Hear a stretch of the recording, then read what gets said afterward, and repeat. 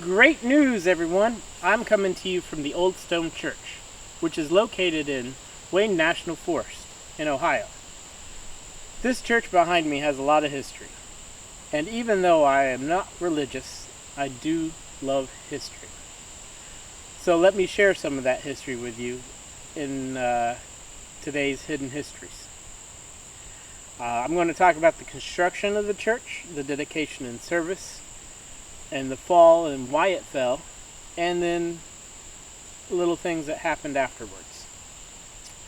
First, the church was named as Monday Creek Mission, since Monday Creek is in this area. And since it wasn't really dedicated as a church, it was only a mission. The land was given to the mission in 1844 by two local families, the McDonalds and the Hoys. Construction started later in 1844, and the first cornerstone was laid in 1845. The mission was visited by a bishop from Columbus named Purcell in 1848, and he praised the zeal and generosity of one Catholic to make this mission possible. Later, Father Daly actually obtained funding for the church in 1849. The church was then visited by Bishop Purcell in 1850 and dedicated as St. Peter's Church. Written upon the cornerstone was this: Amen, I say to thee, thou art Peter, and upon this rock I will build my church, and the gates of hell will not prevail against it. Matthew 16:18.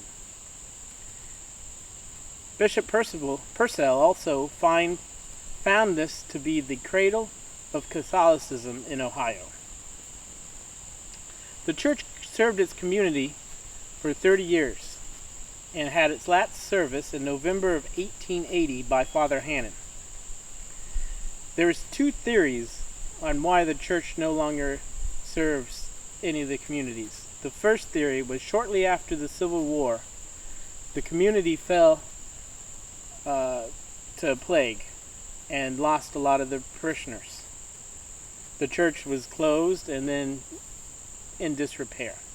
The second theory was because of the boom of the iron and coal industries in the local towns of Shawnee and New Straitsville, that the parishioners moved to those cities, and the church in New Straitsville, referred to as St Augustine, took those parishioners.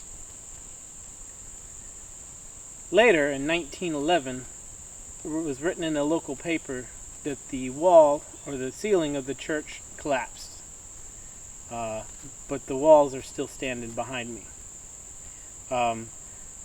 Oddly enough, St. Augustine was razed in 1990 because of declining attendance, and the two churches of New Straitsville and of Shawnee were combined into a church that was in Shawnee called St. Mary's.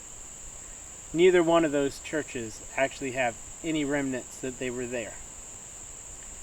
So, behind me is the only remnants of a thriving Catholic community. I hope you enjoyed this Hidden Histories. I did take some drone footage. If you did enjoy this, please make sure you like, share, and subscribe.